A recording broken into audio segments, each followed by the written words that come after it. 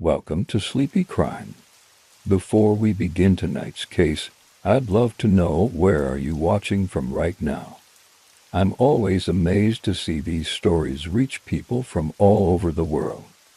And if you enjoy these quiet, late-night dives into true crime, make sure you like this video and subscribe so you won't miss the next one. Now, take a moment to settle in.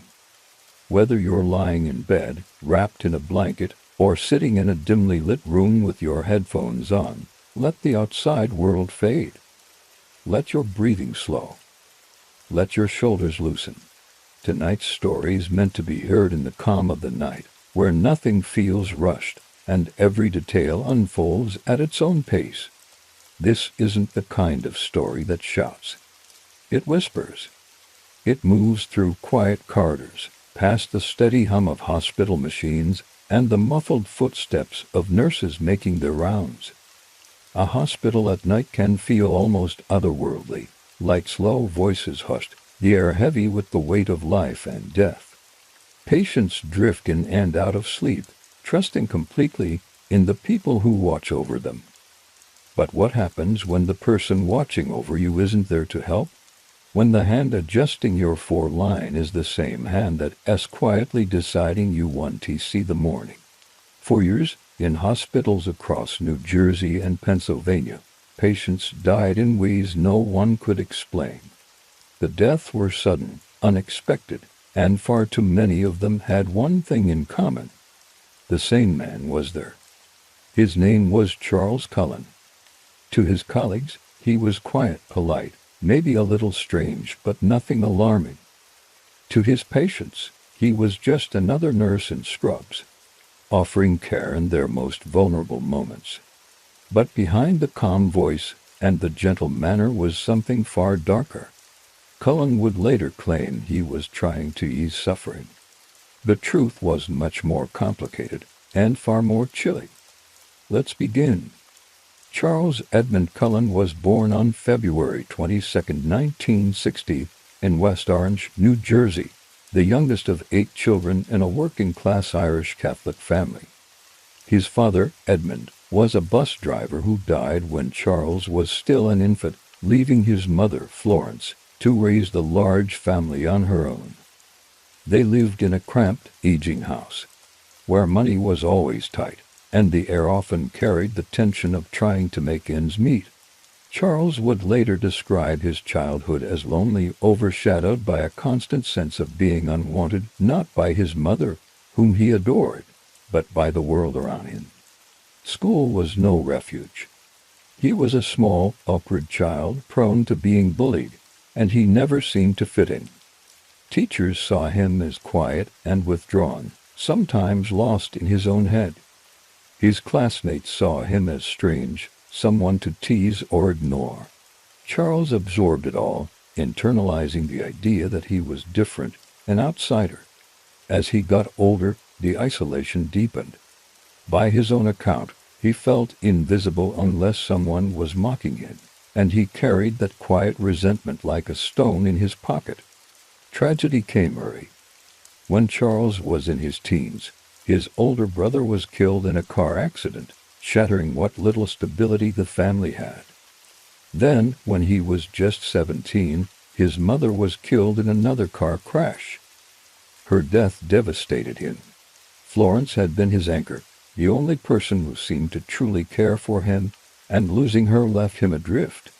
That winter, Charles dropped out of high school and joined the U.S. Navy, perhaps seeking structure, perhaps just trying to escape a home that no longer felt like one.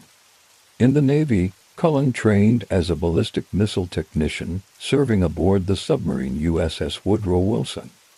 It was an environment of precision and discipline, and also intense confinement. For a young man already struggling with mental health, the claustrophobic life under the ocean could be suffocating. Cullen's behavior became erratic.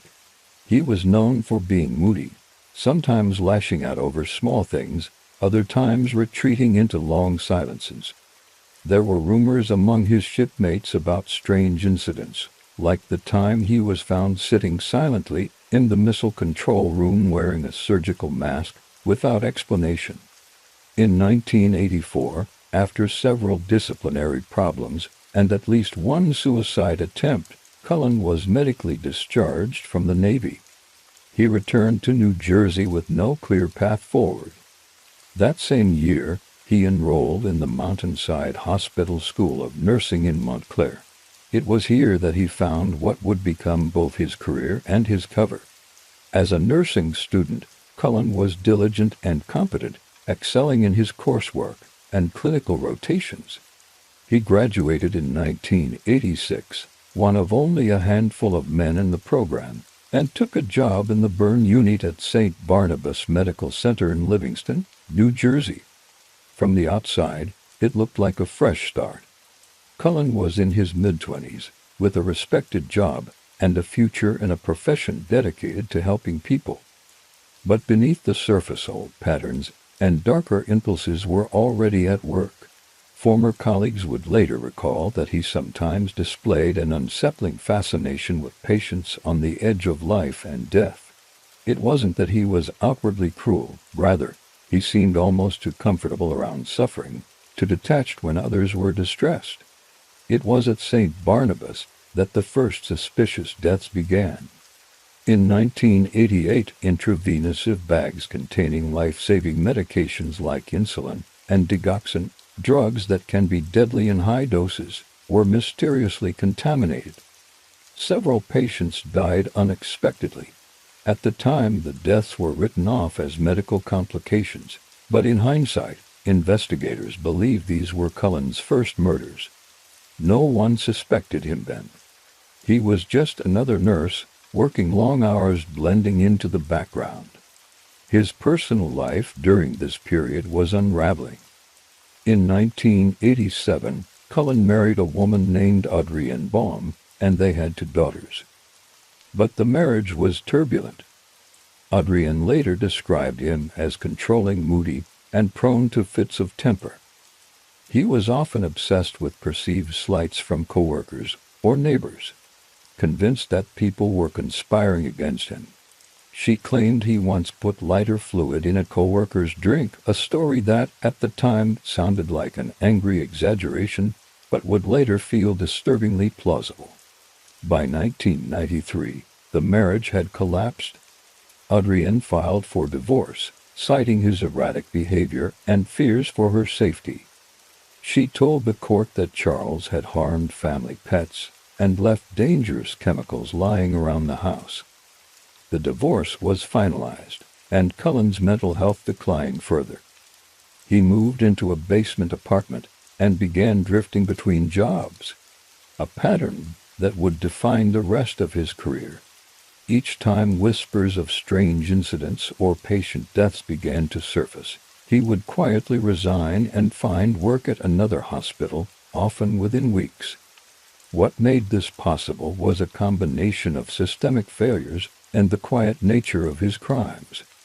Hospitals are reluctant to accuse a nurse outright without clear proof. Lawsuits are expensive, and public scandal can destroy reputations.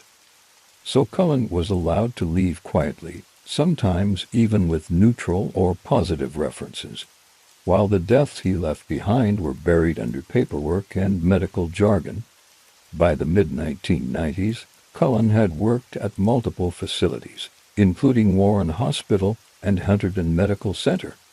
Everywhere he went, patients died under unusual circumstances. Elderly patients who were stable suddenly coded. People recovering from surgery inexplicably deteriorated. In each case, there was no obvious trauma, no external violence, only a sudden, irreversible collapse. Cullen's personal demons didn't stay hidden, either. He attempted suicide multiple times, sometimes landing in psychiatric hospitals. Friends, the few he had, tried to help, but he was elusive, often downplaying his problems or disappearing altogether. His loneliness seemed to feed his darker impulses, and each new hospital became another hunting ground. Yet despite the growing number of deaths connected to his presence, no one put the pieces together. The medical system wasn't designed to track a nurse's employment history across institutions, and internal investigations often ended with ambiguous conclusions. Patients died, charts were filed, and life in the hospital went on. Looking back, it's chilling to realize how much of Cullen's career was spent in plain sight. He wasn't a shadowy figure lurking in alleys or breaking into homes. He was there in the bright, sterile light of the hospital ward, wearing the same uniform as those who genuinely wanted to heal. He was part of the team trusted with the most vulnerable lives, his every move covered by the assumption that a nurse is there to save you, not kill you. And so, in those early years, the pattern began. A pattern no one saw clearly until it was far too late. Cullen had found the perfect place to hide his crimes, and the perfect disguise to carry them out. By the early 1990s, Charles Cullen had been working as a nurse for several years, moving between hospitals in New Jersey. Each new job seemed to follow the same pattern. He would be hired without much difficulty, work for a relatively short time, and then leave under vague circumstances. To most people, he was simply a nurse who changed jobs frequently, which in the healthcare world wasn't all that unusual. But behind the closed doors of patient rooms, something else was happening. The first death that investigators would later confirm as one of Cullen's came in 1988 at St. Barnabas Medical Center in Livingston.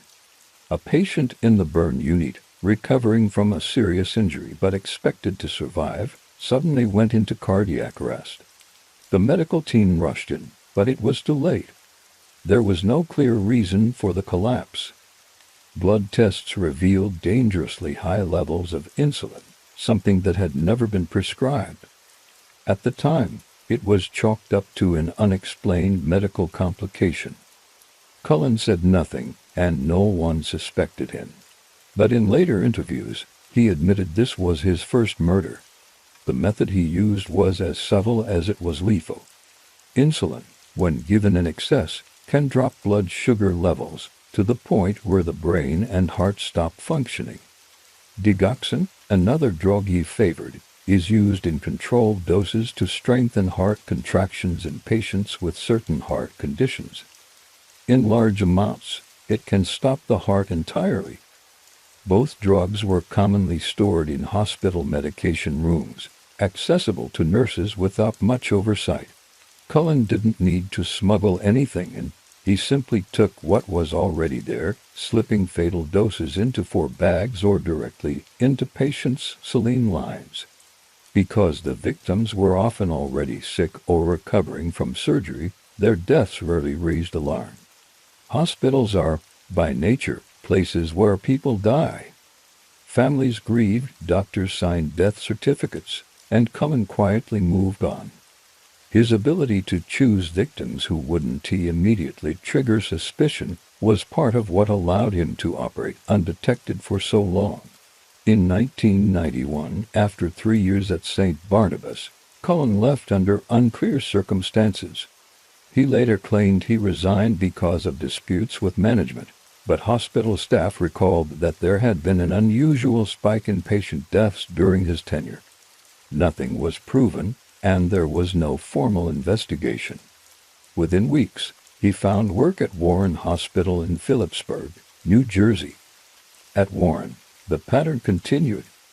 Patients who had been recovering would suddenly crash during the night shift. In one case, an elderly woman who had suffered a mild stroke was on the verge of being discharged. She was alert, eating, and talking with her family. Then, during the night, her condition abruptly worsened. She became disoriented, then unresponsive, and by morning she was gone. Her blood tests later showed elevated digoxin levels, but by then she was already buried. Cullen, who had been her nurse that night, claimed he didn't know what had happened. It was during this period that Cullen's personal life began to unravel in ways that could no longer be hidden. His marriage to Adrienne was already strained, but now her accounts of his behavior grew more disturbing. She alleged that he had once locked their dog in a cooler, and that he left dangerous chemicals in places where their children could reach them. She described him as emotionally volatile, capable of switching from calm to rage without warning. After their divorce in 1993, Cullen began living alone, which only deepened his isolation. In 1993, not long after the divorce, police were called to his home when neighbors reported strange behavior. Cullen was found in his apartment, surrounded by empty pill bottles, having attempted suicide. He was taken to a psychiatric facility, but after a short stay, he was released and returned to nursing. There was no mechanism in place to flag his instability to future employers. Mental health records were private, and hospitals weren't required to share concerns about a former employee unless there had been formal disciplinary action. From 1994 to 1996, Cullen worked at Hunterdon Medical Center in Flemington, New Jersey. By this point, he had refined his method to avoid suspicion even further. Instead of injecting patients directly, he began contaminating for bags stored in supply rooms. The brilliance and horror of this approach was that the tainted bags could be administered hours later by another nurse, making it nearly impossible to link the death to him directly. If the patient died, it looked like an unpredictable medical event, not sabotage. One of the victims from this period was an elderly cancer patient who had been stable, even showing signs of improvement. A nurse on the day shift hung a fresh bag, and within minutes, the patient began struggling to breathe. His heart rate plummeted. Despite frantic efforts, he could not be revived. Cullen had been on duty earlier that day, restocking supplies, a detail that would only seem significant years later. Throughout the mid-1990s, Cullen's professional record looked unremarkable on paper. His resignations were voluntary, and he often left with letters of reference. In reality, these references were a way for hospitals to quietly remove him without inviting lawsuits. The unspoken agreement was simple: let him go, and make him someone else's problem. But his life outside of work was far from stable. Friends, the few who remained, noticed that he seemed increasingly detached, sometimes disappearing for days. His attempts at dating ended quickly, with women describing him as intense, needy, and unpredictable. He continued to struggle with depression, and his suicide attempts became more frequent. By his own account, he tried to end his life more than 20 times over the years, often by overdosing on medication. Still, nothing slowed his killing. If anything, the personal chaos seemed to fuel it. Cullen would later tell investigators that he believed he was ending his patients' suffering, that he was helping them avoid prolonged pain. But the reality was far murkier. Many of his victims weren't terminally ill. Some were on the verge of recovery. His decisions about who lived and who died were not based on compassion. They were based on his own impulses, hidden from the world. By the late 1990s, Cullen's trail of quiet death stretched across multiple hospitals. Each facility had its own unexplained cases, but because there was no system to track suspicious patterns across institutions, the puzzle remained unsolved. To the families, each death was an isolated tragedy. To Cullen, it was just another shift, another patient, another opportunity. He moved to Morristown Memorial Hospital in 1996, and then to Liberty Nursing and Rehabilitation Center in Allentown, Pennsylvania. Here, he began targeting not only elderly patients, but also younger ones with temporary illnesses. The randomness of his choices made it even harder to detect a pattern. In one case, a 40-year-old man admitted for a non-life-threatening condition suddenly went into cardiac arrest. The staff was baffled. There was no reason for him to die, and yet he did, with Cullen on the floor that night. By the time the new millennium approached, Charles Cullen had been killing patients for over a decade.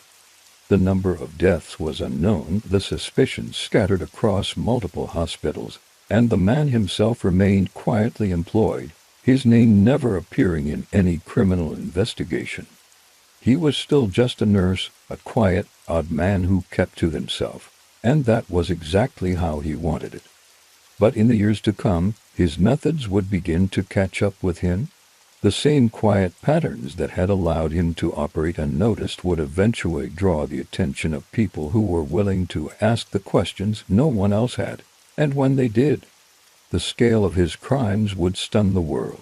By the year 2000, Charles Cullen had already built a career that, on paper, seemed perfectly ordinary. His resume listed steady employment across multiple hospitals, a range of skills, and years of experience in critical care and geriatric wards. But beneath that carefully constructed surface, the quiet stream of unexplained deaths continued.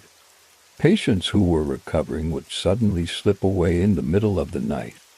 Families were told it was unexpected, sometimes unpreventable, and yet those words were becoming all too familiar in any place where Cullen worked.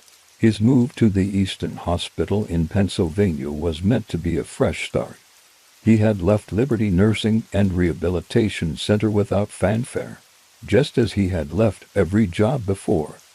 The hospital administration had no reason, or perhaps no willingness, to dig too deeply into why he had departed his last position so quickly.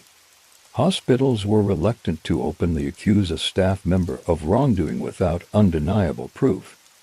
In an industry constantly dealing with staffing shortages, it was easier to quietly let someone go and pass the problem on than to risk lawsuits or public scrutiny. Cullen was, once again, the beneficiary of this unspoken code of silence. It didn't take long for Easton Hospital to experience its own share of unexplained incidents. In one particularly striking case, a middle-aged patient was admitted for a routine surgical procedure.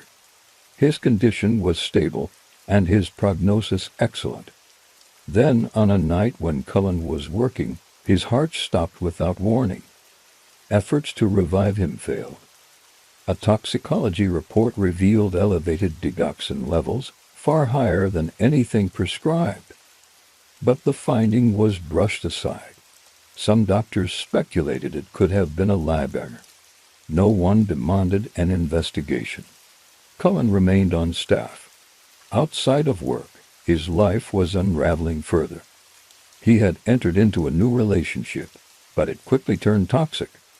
His partner accused him of stalking behavior after they broke up, and at one point, she filed a restraining order.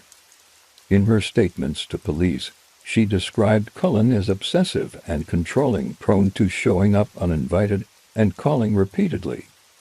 These personal issues did not affect his employment. The legal and professional worlds remained separate, and his personnel file stayed clean. In 2001, Cullen moved to Lehigh Valley Hospital. His presence there coincided with, unsurprisingly, another uptick in sudden patient deaths. One elderly woman, recovering from pneumonia, began experiencing severe cardiac distress just hours after receiving medication from Cullen. She died before dawn. Another patient, admitted for postoperative care, went into unexplained cardiac arrest within minutes of Cullen adjusting his the fourth line. In both cases, the deaths were written off as complications. There was no cross-checking of records to see if the same nurse had been present in both situations. At this point, Cullen had refined his tactics even further.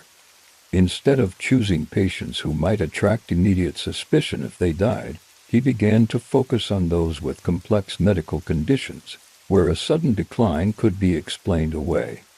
He understood how doctors thought, how paperwork was processed, and where oversight was weakest. He was playing the system from the inside, using his knowledge not just to commit murder, but to disguise it almost perfectly. Despite his careful planning, whispers began to circulate among his colleagues. Some nurses privately admitted to each other that the number of codes emergencies where patients needed resuscitation seemed unusually high on Cullen's shifts.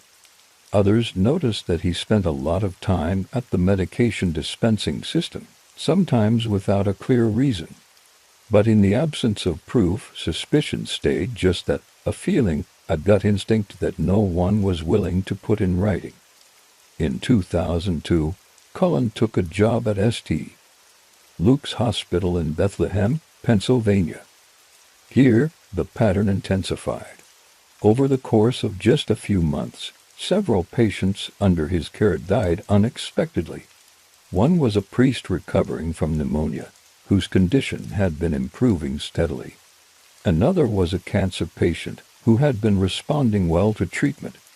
Both deaths were sudden, both occurred during Cullen's shifts, and both involved toxicology results showing elevated digoxin levels. This time, the hospital administration took a closer look. Quietly, without alerting Cullen, they began reviewing medication records. What they found was troubling. Cullen had accessed drugs for patients who were not assigned to him, and in some cases, for patients who had already been discharged or had died.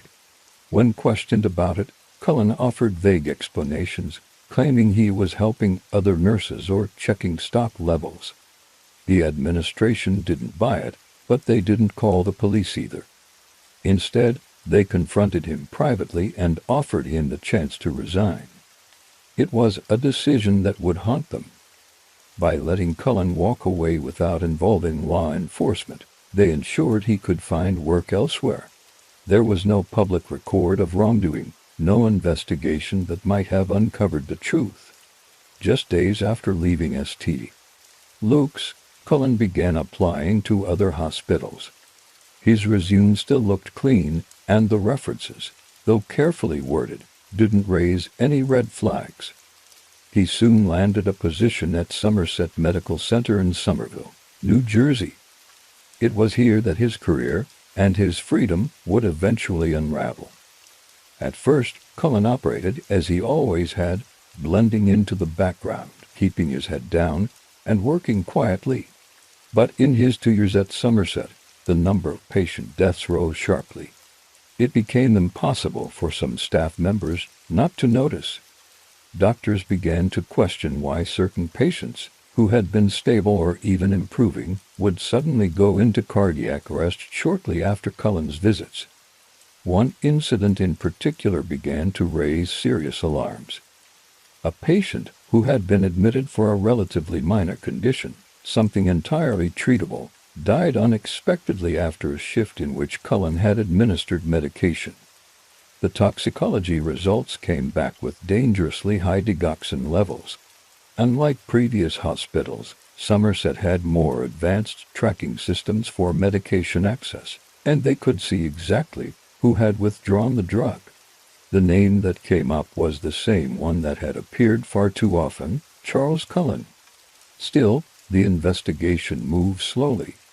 Hospitals are not law enforcement agencies, and administrators were hesitant to accuse a nurse outright of murder without building a strong case. But now there was a growing sense among certain staff members that something was very, very wrong. Some began to quietly track his movements, noting when he accessed medications and when patients under his care declined suddenly. Outside of work, Cullen was once again spiraling. He faced increasing financial troubles, his relationships had collapsed, and his mental health was worsening. He was drinking heavily and had been hospitalized after another suicide attempt. And yet, every time he returned to work, he slipped back into the calm, controlled demeanor that had allowed him to hide in plain sight for so many years. By late 2003, the pressure at Somerset was mounting. There were too many coincidences, too many deaths, and too much data pointing toward Cullen. But even now, the full scope of his crimes was not yet known. The truth, the sheer number of lives he had taken, would only begin to emerge when people outside the hospital walls became involved, people who were willing to ask the questions that administrators had avoided for over a decade. And when those questions were finally asked, the answers would shock even those who thought they had seen everything. By the autumn of 2003, Somerset Medical Center was a hospital on edge. On the surface, Daily routines went on as usual, patients were admitted, surgeries performed, and the steady rhythm of care continued. But beneath that professional facade, whispers traveled from nurse to nurse, from one shift change to the next. Too many patients were dying. Too many of those deaths had one common factor. They occurred during Charles Cullen's shifts. It wasn't a single bad month, or an unlucky streak of cases. It was a pattern, one that could no longer be brushed aside as coincidence. The difference this time was technology. Somerset had implemented an advanced medication dispensing system that kept precise logs of who accessed which drugs, when and for which patients. In past hospitals, Cullen's behavior could be hidden in the blur of handwritten charts and loosely monitored supply closets. Here, the data told a clearer story. Administrators began pulling reports and saw that Cullen was repeatedly withdrawing dangerous medications, particularly digoxin and insulin, for patients who weren't assigned to him, and sometimes for people who didn't even have prescriptions for those drugs. At first, the explanation sounded plausible enough. Cullen claimed he was simply helping colleagues by preparing medications for them. He said the withdrawals were mistakes or that he was checking stock levels. But the frequency of these mistakes was staggering. And worse, the timing of certain withdrawals matched precisely with sudden and unexplained declines in patient health. One particularly troubling case involved a patient who had been admitted for a non-life-threatening condition. His recovery was going well, and he was expected to be discharged within days. On the night shift, Cullen accessed digoxin from the dispensing system, though the patient's chart contained no order for the drug. Hours later, the patient went into cardiac arrest and could not be revived. The toxicology results showed digoxin levels far beyond any therapeutic dose. The conclusion was clear to some: this was not a tragic accident, it was intentional. Somerset administrators quietly reached out for outside help. They contacted the New Jersey Poison Information and Education System, where toxicologist Dr. Stephen Marcus reviewed the cases. Marcus didn't mince words. After examining the data, he told Somerset officials he believed a healthcare worker was intentionally harming and killing patients. His recommendation was blunt: Cullen should be removed from the hospital immediately. But the hospital hesitated. Firing Cullen outright might prompt him to sue, and administrators worried about the public relations nightmare of accusing a nurse of murder without an airtight case. Worse, there was the shadow of liability. If they admitted to having an active serial killer on staff, the lawsuits from families could be financially devastating. So instead of moving quickly, they opted for a quieter approach. They kept him under close observation while gathering more evidence. During this time, Cullen continued to work. Patients kept dying. The hospital's ethics committee grew increasingly concerned, urging faster action. But it wasn't until law enforcement became involved that the pace shifted. Somerset contacted the New Jersey State Police, and detectives Tim Braun and Daniel Baldwin were assigned to the case. Both men had worked difficult investigations before, but neither could have predicted the scope of what they were about to uncover. Braun and Baldwin began by interviewing hospital staff, looking for patterns in Cullen's behavior. They spoke with nurses who admitted they had long suspected something was wrong but had been afraid to speak up without proof. They reviewed medical records, matching medication withdrawals to the times of patient deaths. The pattern was undeniable. Again and again, Cullen's name appeared where it shouldn't have. The detectives also noticed that Cullen's employment history was unusually fragmented.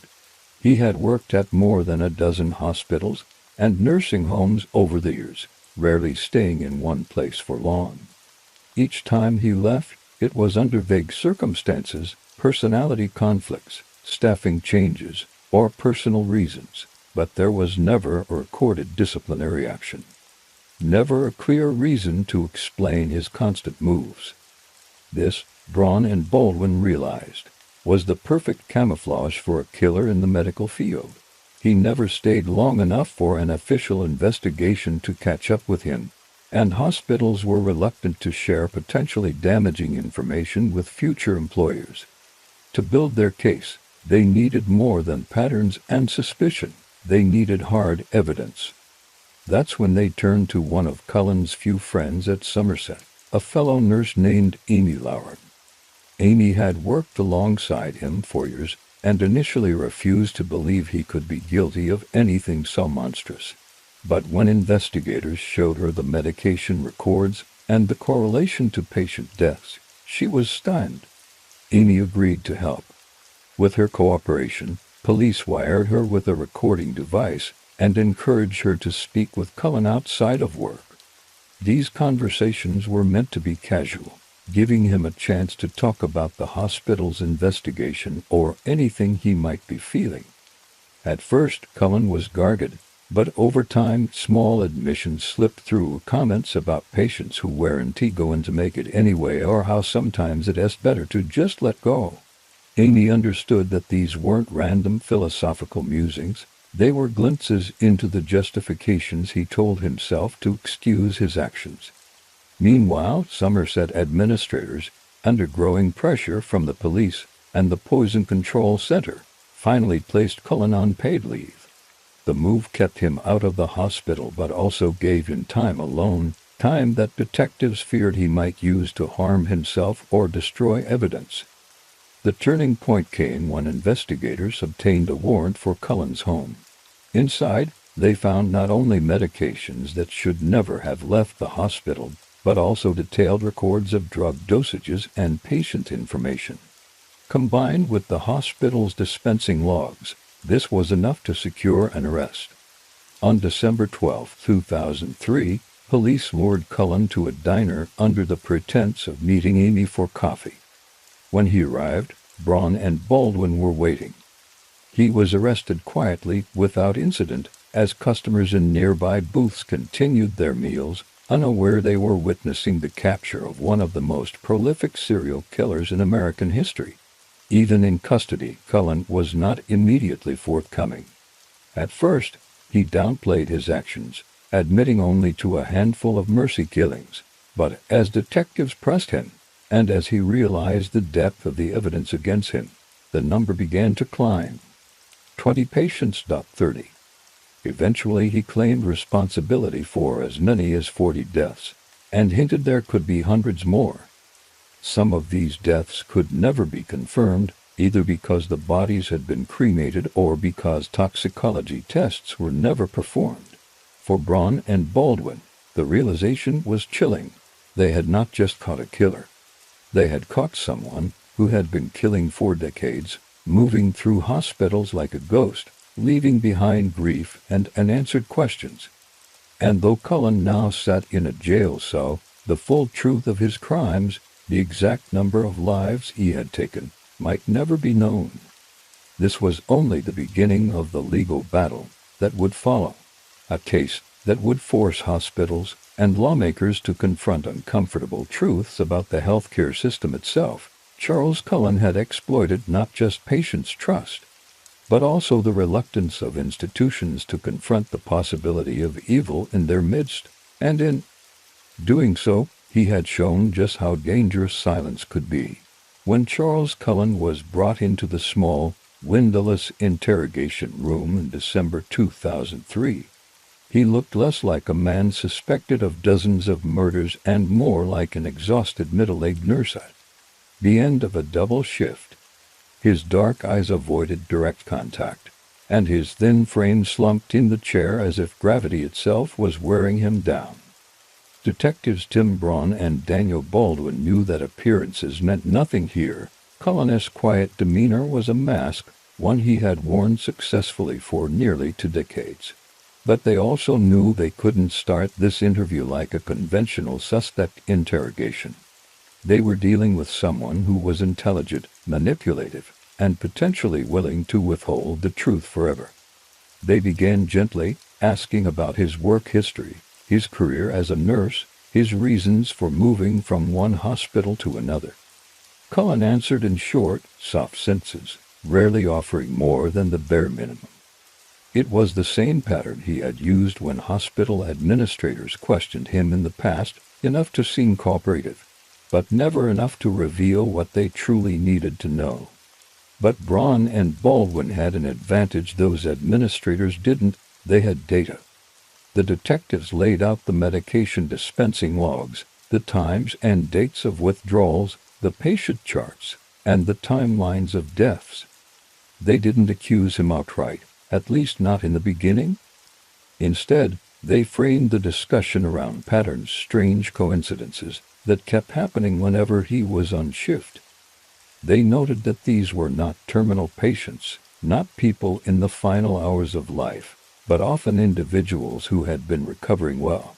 Cullen sat quietly through most of it, his eyes fixed on the table. At one point, he muttered that some patients were suffering and that no one wants to die in pain. This was the opening Braun and Baldwin were waiting for. They asked him to elaborate. Was he saying he had helped them die?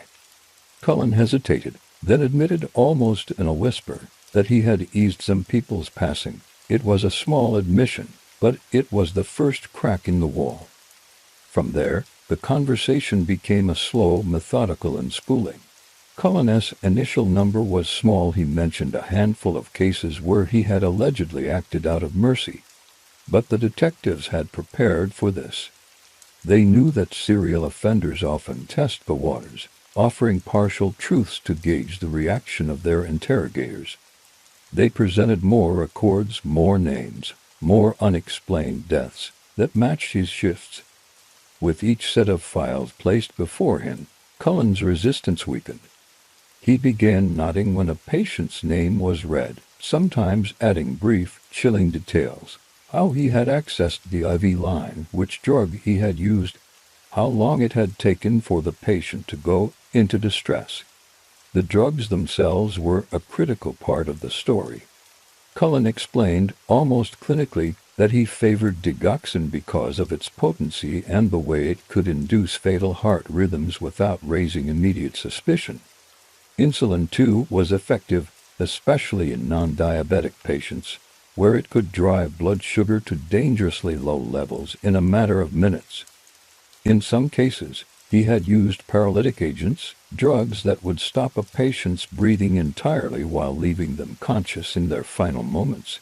Listening to him describe these choices in a flat, emotionless voice sent a chill through even the most experienced investigators in the room. One of the most disturbing aspects of Cullen's confessions was how arbitrary some of the killings seemed. While he claimed that his actions were motivated by mercy, the facts often told a different story. Many of the patients he targeted were not terminal, nor were they in significant pain. Some were on the verge of being discharged. Others were young and otherwise healthy. When Braun pressed him on this inconsistency, Cullen would deflect, sometimes saying the patient would have coded eventually, or wasn't he going to have a good quality of life. These were not medical assessments grounded in fact, they were justifications, crafted to make his actions palatable to himself. Over the course of days, Cullen's number of admitted murders grew. 20, then 30, then 40. At times, he seemed to lose track, as if the deaths had blurred together in his mind. When asked for exact figures, he would shrug and say, "I can't remember all of them." In one particularly haunting moment, he told the detectives that if he had wanted to, he could have kept killing indefinitely, that it had become part of his routine, something as ordinary to him as taking vitals or administering antibiotics. As his admissions piled up, Braun and Baldwin began to understand the scale of the task ahead. It wasn't enough to take Cullen's word for these murders. They needed corroboration, proof that could stand in court. This meant combing through decades of medical records, identifying deaths that fit his methods, and conducting toxicology tests wherever possible. In some cases, The evidence had been lost forever, bodies cremated, medical waste destroyed, hospital archives incomplete. But even without confirming every single case, the investigators knew they already had more than enough to convict him on multiple counts of murder. While Cullen remained largely expressionless during his confessions, there were moments when flashes of something darker emerged, a faint smile when describing how easily he could obtain drugs, a slight lift in his tone when noting how no one had suspected him for so long. It was clear that part of him took pride in his ability to operate in plain sight. This duality, claiming to be a reluctant angel of mercy while also displaying the ego of someone who had outsmarted the system, was one of the many contradictions that made him so unnerving. Outside the interrogation room, news of his arrest began to spread. Families who had lost loved ones in hospitals where Cullen had worked were suddenly confronted with the possibility that their grief was not the result of natural causes, but of deliberate acts. Some reached out to authorities, desperate for answers. Others refused to believe it, insisting that the quiet nurse they remembered couldn't be capable of such things. Within the nursing community, reactions were equally mixed: horror at the betrayal of trust, and fear that his crimes would cast suspicion on the profession as a whole. In the weeks following his arrest, Cullen's cooperation became a critical part of the investigation. He agreed to help identify victims in exchange for being spared the death penalty. Prosecutors knew that without his input, some of these cases might remain unsolved forever. But working with him was a delicate process. He was not motivated by remorse, and his memory was selective, sometimes deliberately so. He would recall vivid details about one patient's final moments, then claim total ignorance about another. What Braun and Baldwin realized was that Cullen's killings had not been the result of a sudden break or a single traumatic event. They were the product of years of opportunity, a system that allowed him to move freely between institutions without scrutiny, and a mindset that placed his own judgments above the sanctity of life. The hospital system had failed to stop him at multiple points, from the early days at St. Barnabas to his final months at Somerset, and each failure had cost lives. By the time his confessions ended, Cullen had admitted to more than 40 murders, though experts suspected the real number could be much higher, possibly over 400. The scope of his crimes made him one of the most prolific serial killers in American history, a title that brought no satisfaction to the detectives who had worked the case. For them, the numbers were not statistics, they were human lives, each with a story cut short. The next phase would move from the interrogation room to the courtroom, where Cullen's own words would help convict him. But even as prosecutors prepared their case, the larger questions loomed. How could one man kill for so long without being caught? How many deaths had truly gone unnoticed? And perhaps most chilling of all, were there others like him still working in hospitals, hidden behind the same quiet smile? The courtroom where Charles Cullen made his first appearance was packed to capacity, the air heavy with a mixture of grief, curiosity, and outrage. On one side sat the families of victims, clutching photographs of loved ones whose final days had been entrusted to a nurse they believed would protect them. On the other side, members of the press filled every available seat, their cameras and notepads ready to capture the face of the man now labeled the Angel of Death.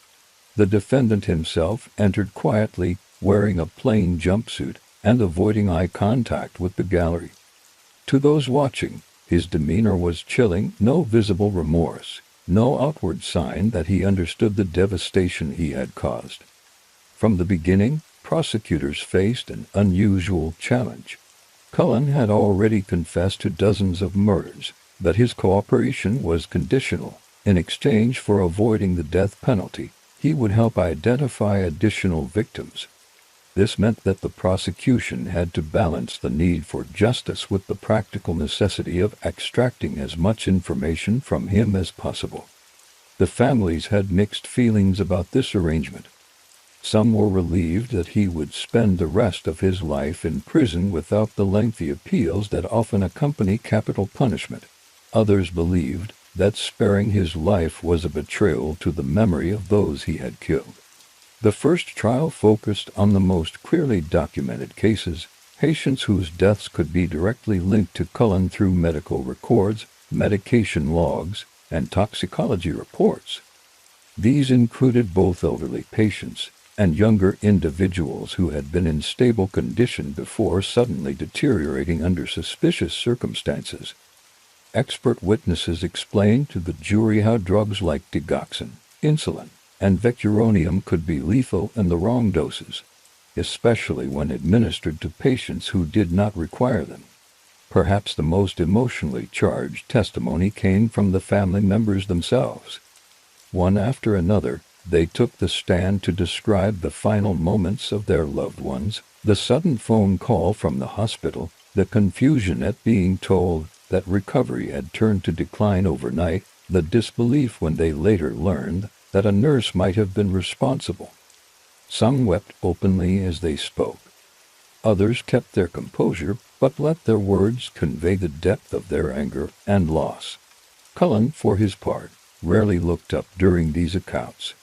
His defense attorneys argued that he suffered from severe mental illness, framing his actions as the misguided attempts of a man who believed he was ending suffering.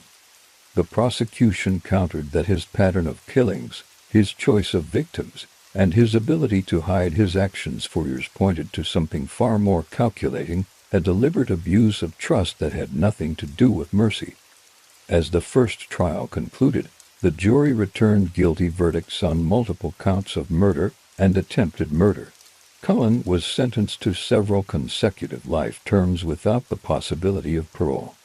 But this was only the beginning. Additional trials followed in other jurisdictions where Cullen had worked, each one adding to his tally of convictions. In total, he would eventually be sentenced to 18 consecutive life sentences, ensuring that he would never walk free again. The trials were not just about securing a legal outcome. They became a public reckoning for the hospitals that had employed Cullen. Evidence revealed that on more than one occasion, administrators had suspected him of wrongdoing but lacked either the proof or the will to act decisively. In some cases, he had been quietly allowed to resign rather than face formal investigation, enabling him to find employment at another facility without a damaging paper trail. This practice, common in the healthcare industry at the time, was designed to avoid lawsuits and bad publicity, but in Cullen's case, it had deadly consequences. The revelations prompted widespread outrage. Families and advocacy groups demanded reforms to prevent similar situations from happening in the future. Lawmakers responded by introducing legislation that required hospitals to report suspected misconduct to state nursing boards and law enforcement, rather than simply allowing problematic employees to move on.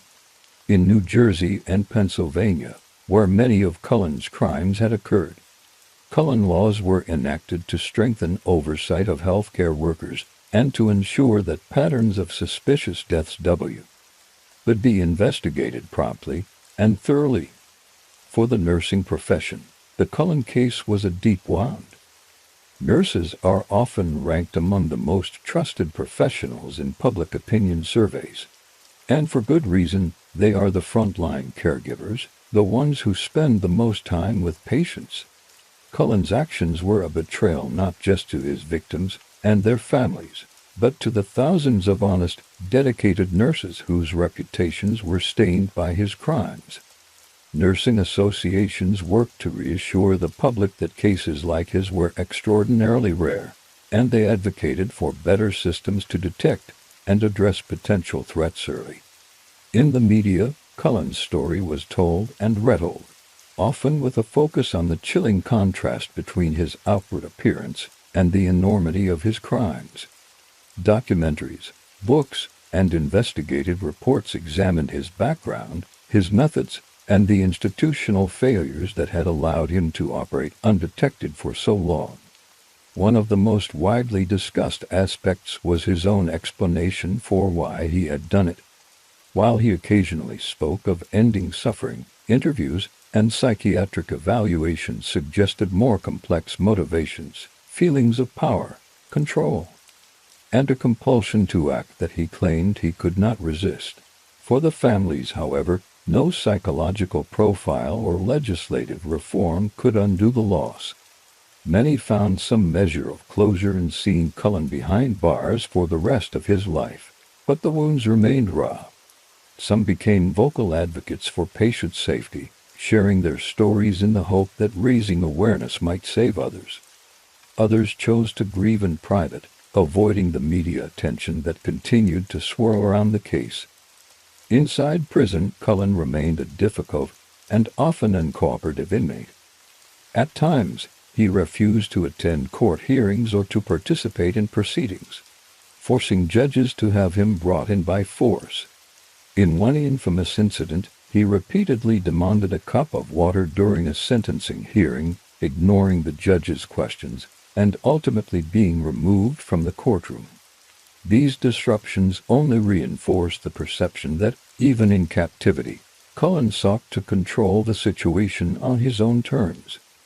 In the years following his conviction, investigators have continued to review his work history, looking for additional victims. While official counts place the number of confirmed murders at around 40, some experts believe the true total could be several times higher, making Cullen one of the most prolific serial killers in history. The difficulty lies in the passage of time. Medical records degrade, witnesses pass away, and without toxicology evidence, many cases remain unresolved. Ultimately, the trials of Charles Cullen were about more than one man's crimes.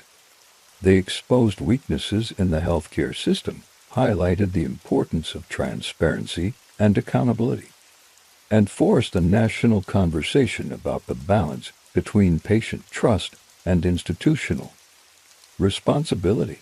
For all the horror of his actions, they also served as a catalyst for change, a grim reminder that even the most trusted professions are not immune to the dangers of human corruption. As the final gavel fell and Cullen was led away for the last time, there was no applause in the courtroom. The families sat in silence, some holding hands, others staring straight ahead. Justice had been served in the legal sense, but it could never restore what had been taken. In the quiet that followed, the weight of the years, the deaths, and the unanswered questions settled over the room like a heavy shroud. And outside the courthouse, the world moved on, but the name Charles Cullen would remain a permanent scar on the history of American medicine. After the final trial ended and the last sentence was handed down, Charles Cullen was transferred into the custody of the New Jersey Department of Corrections, beginning a life that would end within the confines of a prison cell. For most convicted criminals, the adjustment to life behind bars is a turbulent and often humiliating process, stripping away freedom, identity, and privacy. For Cullen, the transition seemed almost unnervingly smooth. Those who observed him in the early days of his incarceration noted that he displayed little of the agitation or despair common among new inmates. He followed orders, spoke sparingly, and kept largely to himself, as if the noise and chaos of the outside world had been permanently replaced by the quiet isolation he had seemed to inhabit even before his arrest. His housing unit placed him among other high-profile or vulnerable inmates, a security measure designed to prevent violence from other prisoners who might target him either for notoriety or retribution. Though the crimes of some killers become twisted sources of status in prison culture, Cullen's case had a different weight. Many inmates, even those serving life sentences for their own brutal acts, saw him not as a feared predator but as something more unsettling, a man who had preyed on the sick, the elderly, and the defenseless in places meant to be sanctuaries. Nurses and hospital staff, even behind prison walls, were generally seen as people who helped others. Cullen had turned that trust into a weapon. In his early years behind bars, he received a steady stream of requests from journalists, documentarians, and authors hoping to interview him. Most were turned away. Cullen seemed selective in his willingness to speak, granting access to only a handful of reporters and investigators. Those who did sit across from him found him to be a frustrating subject, guarded, prone to long silences, and quick to shut down lines of questioning that probed into his deeper motives. When he did speak, his words often circled back to the same rationalization that he had acted to in suffering. This claim, repeated so often, became a kind of shield, a way to deflect the moral weight of his actions without truly confronting them. Psychologists who studied Cullen's case after his conviction offered differing interpretations of his mental state. Some believed he fit the profile of a compulsive killer, someone who felt an overwhelming need to commit his crimes, regardless of personal risk. Others saw signs of deep-seated narcissism, noting how he seemed to take a quiet pride in the scope of his actions and the fact that for years no one had caught him. The contradiction between his chosen profession, one dedicated to preserving life, and his actual behavior fascinated criminal profilers. It was as if he had found in nursing the perfect cover for his compulsions, allowing him not only to kill without immediate suspicion, but also to maintain an image of selflessness and care to the outside world. Life in prison did little to disrupt Cullen's routine-oriented personality. He maintained a predictable schedule, rarely interacted with other inmates unless necessary, and spent much of his free time reading. Guards reported that he had a preference for medical literature and legal documents, perhaps a way to revisit the worlds he had inhabited before his arrest. Over time, his notoriety among fellow prisoners faded, replaced by the mundane reality that he was simply another lifer, someone who would be there year after year, long after other inmates came and went. Yet outside prison walls, Cullen's name retained its grim resonance. Periodically, new investigations into his past employment surfaced, especially when hospitals reviewed cold cases or adopted new patient death tracking systems. In some instances, his name appeared in connection with deaths that had not been previously scrutinized. Without physical evidence or toxicology reports, most of these cases remained unresolved, but the suspicion lingered. For the families of those patients, the possibility that their loved one had been another victim of the angel of death was a wound that could never fully heal. The media continued to revisit Cullen's story in ways often tied to broader discussions about patient safety and systemic accountability in healthcare. Documentaries portrayed him as both an individual predator and a symptom of a flawed oversight system.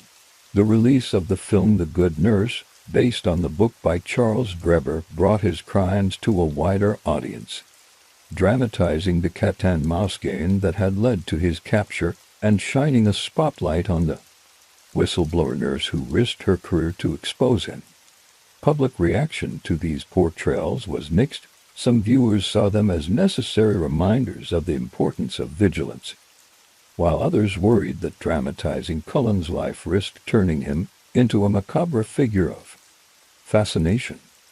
In the realm of legislation and policy, Cullen's name became shorthand for a set of reforms aimed at preventing similar tragedies.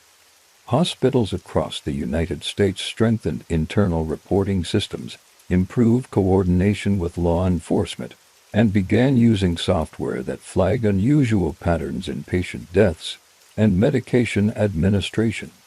State boards of nursing gained broader powers to investigate misconduct and share findings with other states, making it harder for problem employees to quietly relocate and find work elsewhere.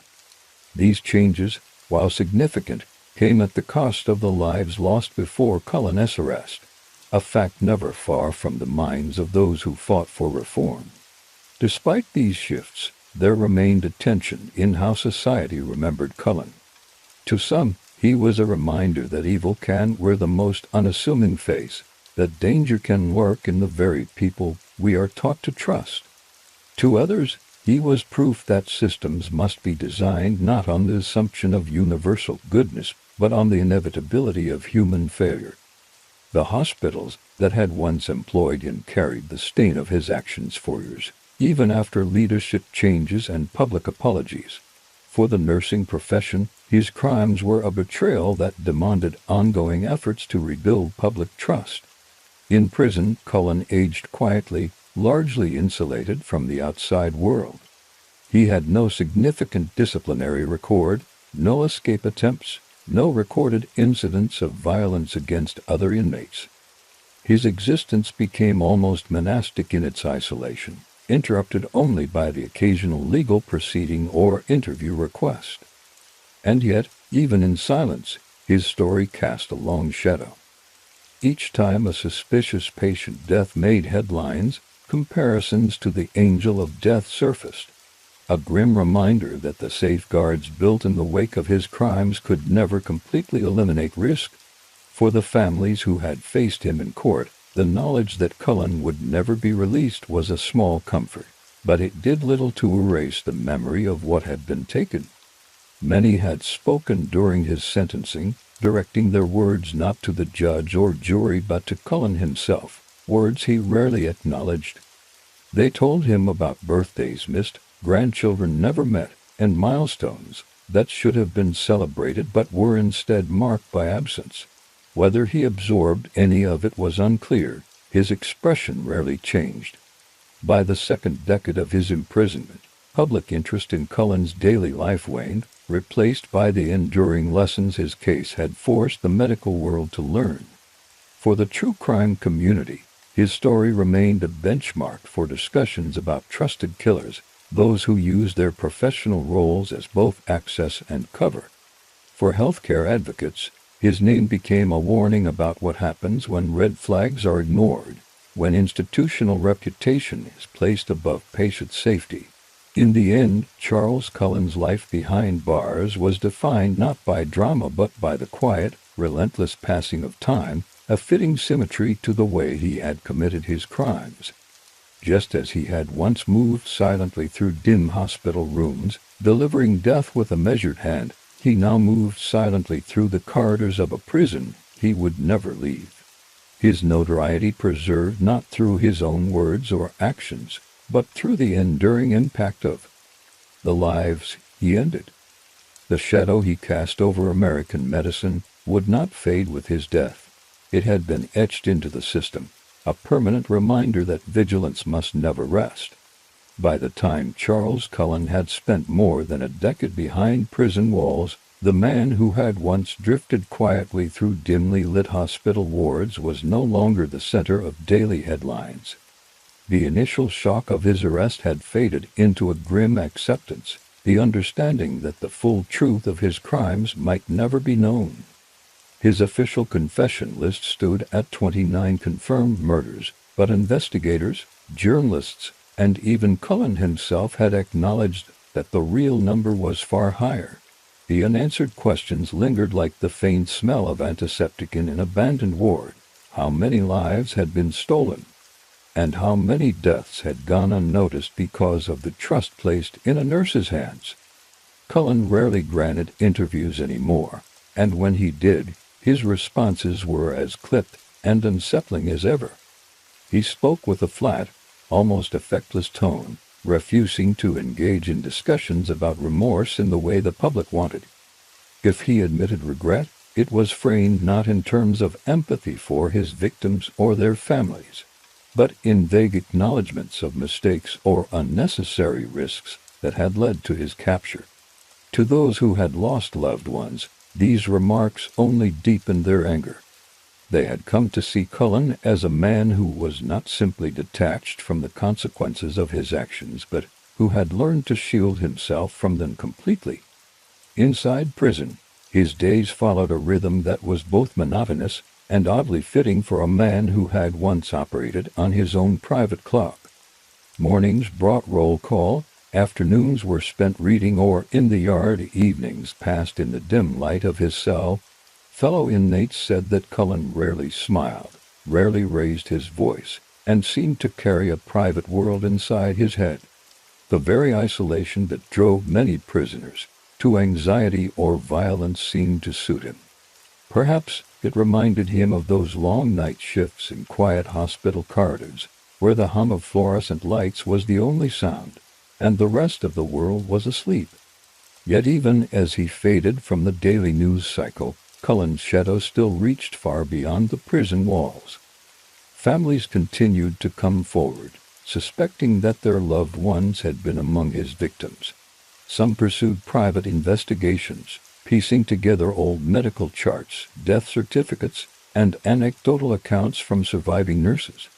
In certain cases, patterns emerged that mirrored Cullen's known methods: sudden, unexplained cardiac arrests in patients who had not been in critical condition, medication logs with entries for drugs that had not been prescribed, shifts where Cullen had been the only nurse on duty. Without conclusive toxicology evidence, these suspicions rarely made it into official records, but the emotional toll was undeniable. For many, the uncertainty was worse than any confirmed truth. The healthcare system, too, continued to grapple with the legacy of Cullen's crimes. His case had become a textbook example in nursing ethics courses, patient safety training, and hospital administration seminars.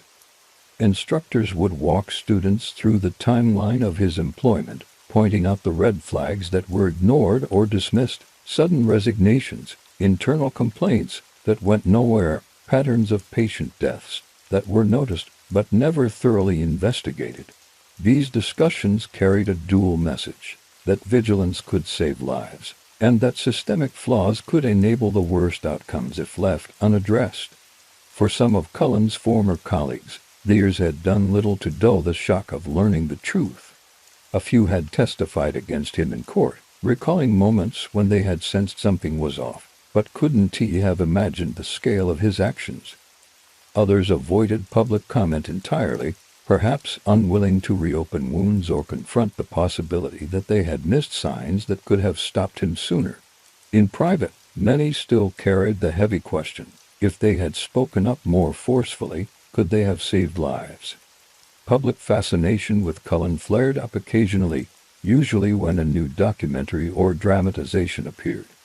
The release of The Good Nurse brought his story to a new generation, prompting fresh waves of discussion about trust betrayal and the dark potential hidden in ordinary faces.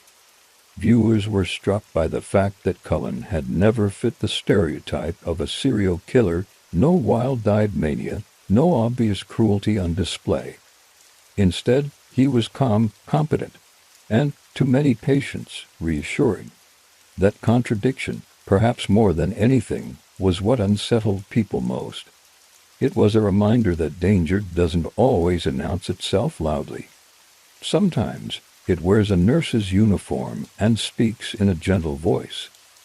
By the late 2020s, Cullen's health had begun to decline, though details remained scarce.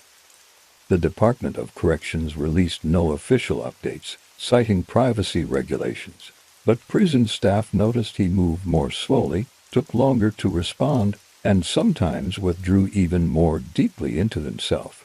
Whether this was due to illness, age, or a deliberate retreat from the world was unclear. In a way, it didn't matter. The damage he had done would outlast him, embedded in the policies, the training manuals, and the cautious eyes of those who worked in hospitals. In the end, the public's relationship with Cullen's story evolved from outrage to something more reflective. He was still reviled, but he was also studied, analyzed, and used as a catalyst for change.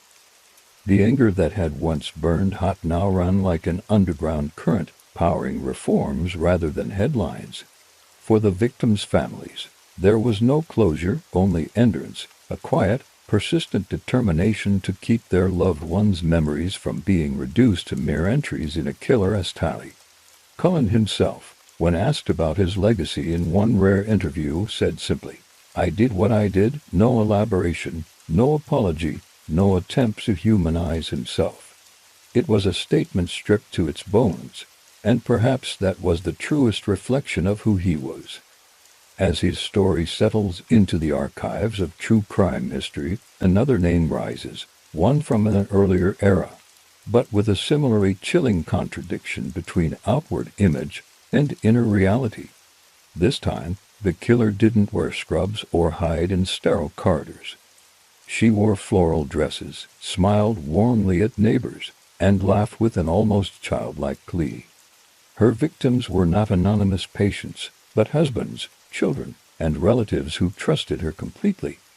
To the newspapers, she became known as the Giggling Granny. Her real name was Nannie Doss, and behind that grandmotherly image lay a trail of death that spanned decades. She claimed to be searching for love, often through personal ads.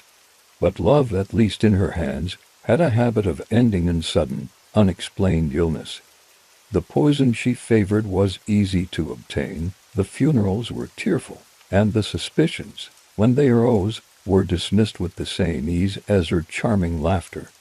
In our next story, we'll travel back to mid-20th century America to unravel the life of a woman who turned the search for companionship into a lethal pursuit, and smiled through every step of it. The first thing people remembered about Nannie Doss was the smile. Wide, warm, and patient, it had the easy charm of a front porch afternoon, the kind that puts neighbors at ease and makes shopkeepers add an extra handful of sugar to the bag. She wore flowered dresses and sensible shoes, kept her hair curled just so, and laughed with a light, breathy sound that seemed designed to diffuse worry. It didn't clang against a room like the loud laughter of showy people, it floated. She lived in places where news traveled on telephone wires and clotheslines, in towns where Sunday hats were pressed the night before and men tipped them on the way to church. Nobody, in places like that, ever looked twice at a woman like Nannie. And that was her gift. Long before the name Giggling Granny appeared in blocky headlines, she was Nancy Hazel, a girl born into red clay and hard rules. Childhood in the rural South at the turn of the century could be narrow as a fence picket, and in the Hazel house it was narrower still. Her father's word carried the weight of a gavel. He wasn't a tyrant in the theatrical sense, no shouting rages, no smashed crockery, but a steady pressure, a strictness that shaped days like a tailor pins a hen. School was a luxury, socializing a temptation. Work came first, then more work, and in the evenings there were chores. Nancy and her siblings learned early that wanting more than that was a kind of moral vanity, something to be ironed out with routine and vigilance. There is a story, Nannie told it often, about a train and a sudden stop. She was a little girl then, an excited traveler watching the countryside pitching past in cotton-soft blurs, when a jolt threw her forward and her head struck a metal bar. Afterward, the world felt tilted. Headaches came like weather, time sometimes thinned and darkened at the edges. Whether that blow truly bent the course of her life or simply grew into a convenient explanation later depends on who tells it, but it lived in her memory like a seed under the skin. She would bring it up with a small shrug, as if to say, "The world shifted then, and I shifted with it." If her father's rules carved the boundaries of her days, romance magazines colored in the spaces between them. Nancy loved those stories, the serialized heartaches, the letters to the editor signed "Lonely in Georgia" or "Hopeful in Missouri," the advertisements promising a happier future by May order. Between the wash tub and the kitchen table, she hid paperbacks under flour sacks and devoured the idea that love could arrive like a train at a station expected, on time, carrying someone who would know her, see her, choose her. In the Hazel household, such ideas were not just impractical, they were suspicious. But a girl can do a lot of dreaming while hanging laundry, and Nancy learned to keep her face still while her mind roamed. The men came, as they often did in places like that, through the modest rituals of town life, a glance at church, a shared laugh near the feed store, a cousin's introduction. She married young, barely more than a girl, telling herself she was boarding the train at last. In her telling, the first husband was not cruel so much as careless, a man with a wandering eye and a mother whose shadow fell over every room of the house. Nannie learned quickly that in some homes, affection is just another chore measured out like coffee grounds, a pinch on good days, a stingy half-pinch on bad ones. Babies came, and with them a bone-deep weariness that settled just beneath her smile. The marriage ripened into a season of suspicion, then turned. Years later, when people tried to sketch this chapter, they would pencil in trouble, then smudge it with rumor. Bad food, bad luck, children too often sick, in-laws too often visiting. Nannie kept baking pies and pouring coffee, the steam rising in thin, fragrant ribbons. What is certain is that disappointment bred a more private version of Nannie, a woman with a talent for quiet adjustments. She learned to edit conversations so they sounded the way she wanted them to sound later. She learned how to be indispensable to the people she wished to influence, to take over the tasks they didn't like and perform them flawlessly. She learned that in small towns the person who shows up with a casserole earns the right to ask questions, and the person who sits bedside through a fever earns the right to make decisions. Nannie took mental notes on those exchanges the way a seamstress notes stitches, and from those notes she tailored a new kind of power, a soft, domestic authority that arched no backs and raised no alarms. The second husband was a promise recycled, the different man with familiar problems, the sort that smell like cigarettes and late-night apologies. There were drinks, there were letters that shouldn't have been written, and there were long, brittle silences that stretched from kitchen to bedroom. But there was Nannie, too, with her magazines and her clipped recipes, her painted lips and her honeyed laugh. She believed she could sweeten anything if she stirred long enough. Perhaps she believed it because others did, because men like that often take the presence of a devoted woman as proof that they are good enough already. In the evenings, neighbors saw her on the porch, a book folded over one finger, rocking as if the motion alone could bring the future closer. What makes a person cross the line between imagining a different life and forcing one into being? In Nannie's version of things, the line was a fog bank, an edge that softened the closer she stood to it. She knew kitchens, she knew pantries, and cellars. She knew that grief sits more politely when it has something sweet to do with its hands. In those years, illness visited certain homes with uncanny timing. A man might start with a vague nausea, a little stomach trouble, nothing to fret about, and then find himself woven into sheets for days, blinking at the ceiling, tender and grateful for the woman cooling his forehead with a damp cloth. The symptoms were a chorus of domestic tragedy, a pinch of pain, a cup of dizziness, a spoonful of sleep. Death, when it came tidy. Doctors spoke the language of chance and nature. Widows wore black with grace. And the woman with the smile made sure the casseroles were delivered on time. It is tempting to imagine a switch inside Nannie, a distinct moment when it flicked and darkness bled into everything. Real life is rarely so obliging. Her transformation, if that is the word, feels more like a slow braiding of 3 strands, the ache of not being chosen in the way she once imagined, the daily practiced ease of caretaking, and a growing certainty that she understood the ending of a story better than anyone else in the room.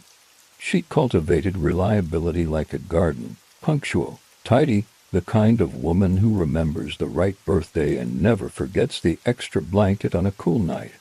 People like that are given trust without a vote. They are handed the medicine bottle and told, "You know how much," and always there was the laughter.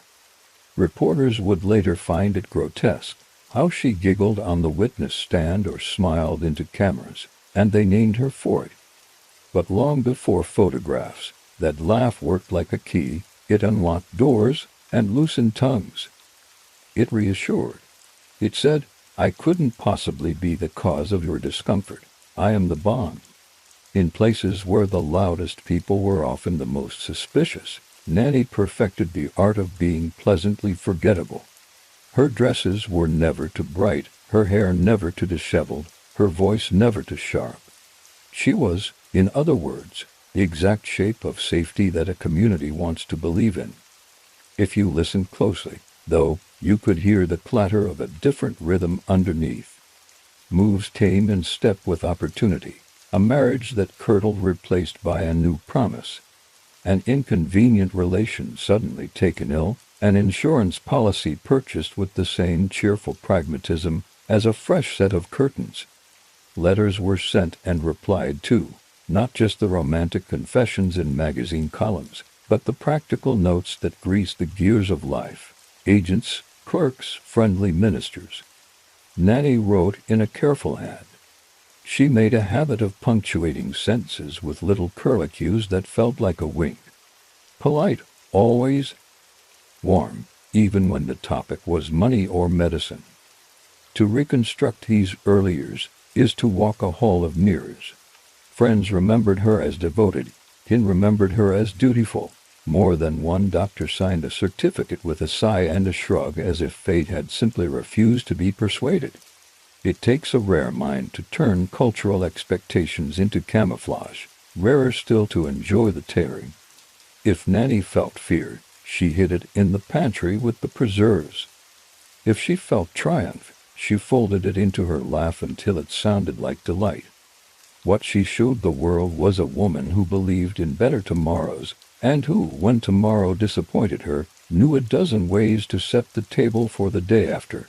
This is where the legend that would become the giggling granny truly begins, not in a courtroom, not in a headline, but in a kitchen where water simmers and a pie cools on the sill. In a house where the medicine cabinet is always neatly organized, where the labels face forward, where the bottles are precisely where you last saw them. In a town where the widow who brings pound cake to your doorstep already knows how you like your coffee and which share your back prefers. A place where trust is a quilt stitched from small kindnesses, and where a smile, the right smile, practiced to gentleness, can cover a multitude of sins. In time, the train that jolted her as a child would look, from the distance of years, like an omen. The sudden stop, the metal's kiss, the way the world tilted and never quite straightened. But omens are only stories we tell backward. What moved forward was Nannie's patience, her appetite for the kind of life the magazines promised, and her ability to correct the plot when it didn't behave. One day at a time, one home at a time. She learned to be the person people needed most, the tender nurse, the cheerful wife, the dependable neighbor. And each time she played the part convincingly, the next performance became easier. Soon enough, the letters would matter more. The classifieds would do their old magic, stitching strangers together with hope and ink. New names would enter the script along with the old comforts, steaming plates, careful doses, a woman's hand cool against a fevered brow. But before the ads and the suitors and the funerals with their polite lilies, there was this, a girl who learned that smiling is a kind of spell. Cast it often enough, and a town will see exactly what you want it to see. Cast it long enough, and even you might forget what's behind it. Nannie Doss did not forget. She counted, she planned, and she practiced. And in the quiet rooms where care and control overlap, where a cup is offered, a spoon is lifted, a bedtime dose is measured, she discovered a power so complete it scarcely needed force. Only timing. Only patience. Only a smile you could trust. By the time Nannie Doss reached her late teens, she carried herself with the air of someone who had already lived through more than her share of hardship.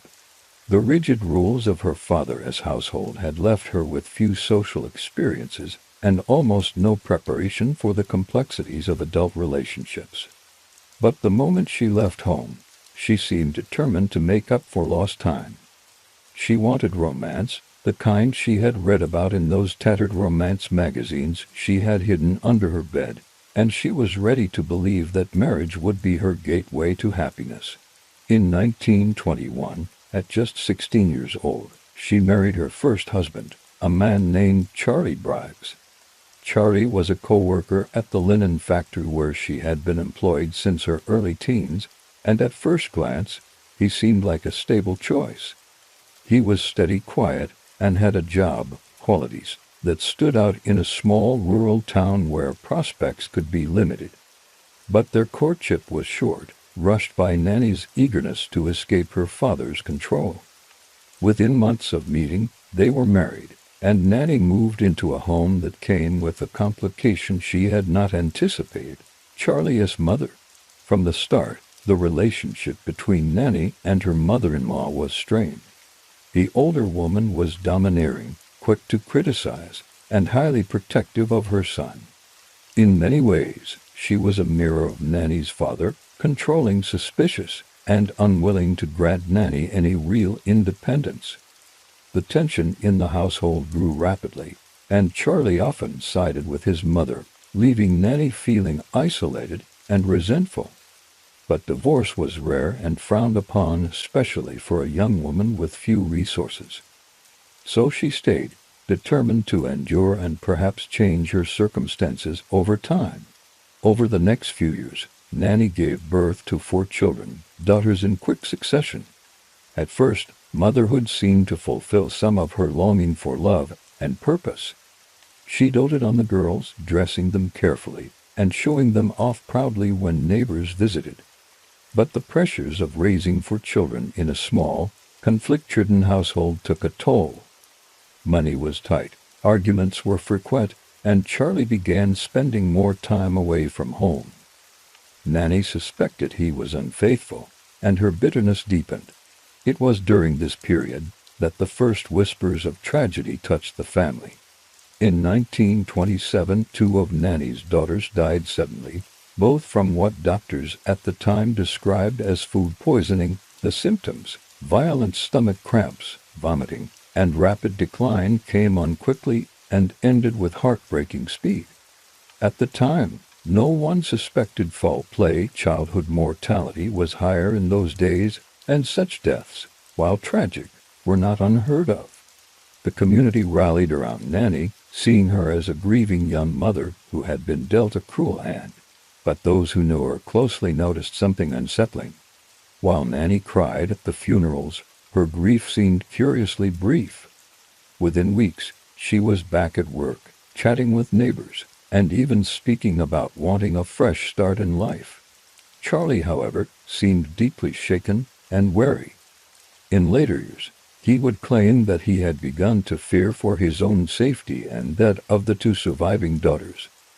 In 1928, Charlie took the unusual step of leaving Nannie, taking their eldest daughter with him, and abandoning their younger one in her care.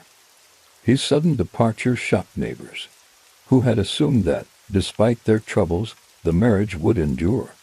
Nannie, publicly at least, portrayed herself as the wronged wife, left to fend for herself and her child. She filed for divorce soon after, gaining full custody of the younger daughter. Her next move was telling. Rather than retreating into single motherhood, Nannie began actively seeking a new husband, and she turned to the Lonely Hearts columns in newspapers to find him. These personal ads, often used by widows, widowers, and single people seeking companionship, became her preferred hunting ground. She would write letters filled with warmth, charm, and just enough vulnerability to draw in her correspondence.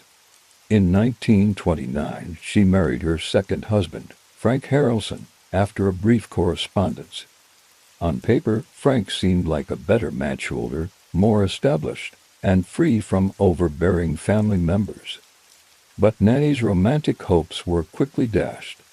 Frank was a heavy drinker, with a volatile temper that worsened when he was intoxicated. Their home life became unpredictable, swinging between periods of calm and violent arguments. During this marriage, the pattern of sudden, unexplained illness in those around Nannie began to reemerge. Family members recalled instances where friends or relatives who visited for dinner fell ill afterward, sometimes severely. There was never enough proof to point to Nannie, but the coincidences began to accumulate. In 1945, when World War II ended and Frank returned from a brief period of wartime work, tensions between them reached a breaking point. Frank's drinking escalated, and his behavior grew more erratic. Nannie later claimed that one night, after he came home drunk and assaulted her, she decided she had endured enough. Not long after, Frank died suddenly. The official cause was listed as food poisoning brought on by spoiled corn whiskey. At the time, no one questioned it. Homemade liquor was common, and contamination could be deadly. Nannie, once again, was the grieving widow, and she played the role convincingly. She dressed in black, accepted condolences, and even spoke of how she would never find love again. But within months, she was once more placing ads in Lonely Hearts columns. Her third marriage came in 1947 to a man named Arlie Lanning, whom she met through one of these ads. By now, Nannie had perfected her approach: present herself as a warm, loyal companion who had been unlucky in love, emphasize her domestic skills, and promise a life of stability. Arlie, a man in his early 50s with a comfortable home in North Carolina, seemed like a promising candidate. But, as with her previous husbands, the reality quickly soured. Arlie was also a drinker, often disappearing for days at a time. Nannie, however, found ways to keep the household running and maintain appearances in the community. When Arlie died suddenly in 1952, neighbors were shocked but not suspicious. The cause, once again, was listed as heart failure brought on by influenza. At his funeral, Nannie received condolences graciously, and within weeks, she was seen making home improvements and tending to the garden with her usual cheer. She inherited Arlie's house, which she quickly sold before moving on to her next relationship. By this point, the cycle had become almost predictable. Meet a man through personal ads. Marry quickly, endure a brief period of dissatisfaction, and then, suddenly, widowhood, accompanied by an inheritance or property transfer. But Nannie's charm, combined with the social norms of the time, shielded her from scrutiny. In the conservative small-town environments where she lived, few people dared to question a grieving widow, especially one who seemed so genuinely friendly and involved in community life. Her next marriage would continue the pattern, but it would also bring her closer to exposure. By the mid-1950s, Nannie Doss had left a trail of funerals in her wake, each cloaked in plausible explanations and sympathetic narratives. She had refined her methods, favored poisons that were easy to disguise, and cultivated an image that made suspicion almost unthinkable. Yet the walls were beginning to close in, not from direct investigation, but from the sheer number of tragedies that seemed to follow her wherever she went. In the years ahead, one more husband, several more sudden deaths, and a growing collection of newspaper clippings would finally push Nannie's story into the public eye. But for now, she remained untouchable, the smiling, laughing widow whose misfortunes only seemed to make her more endearing to those around her. After the death of her third husband, Arlie Lanning, and the quiet sale of his property, Nannie Doss found herself once again free and, thanks to her inheritance, more financially comfortable than many women of her age and background. But comfort didn't mean contentment. Nannie had developed a taste for the process itself, the courtship, the charm, the flurry of letters exchanged through Lonely Hearts columns, and the anticipation of meeting a man who believed he was rescuing a sweet, unlucky widow from a life of solitude. For Nannie, each new husband seemed less about companionship and more about the game, and the rewards at the end of it. Her fourth husband was Richard Morton, a man from Emporia, Kansas, whom she met, predictably, through one of her ads. By this time, Nannie was in her early 50s, but she still knew how to present herself in the flattering light of a hopeful romantic. In her letters, she described herself as a good cook, a devoted homemaker, and a woman who valued stability above all else. Richard, a quiet man with modest savings, was drawn in by her sincerity and proposed marriage quickly. The wedding was small and unremarkable, but their life together followed a now familiar pattern. At first, Nannie seemed attentive and affectionate. She cooked hearty meals, kept the house spotless, and made herself indispensable. But soon, Richard's flaws, or at least Nannie's perception of them, began to surface.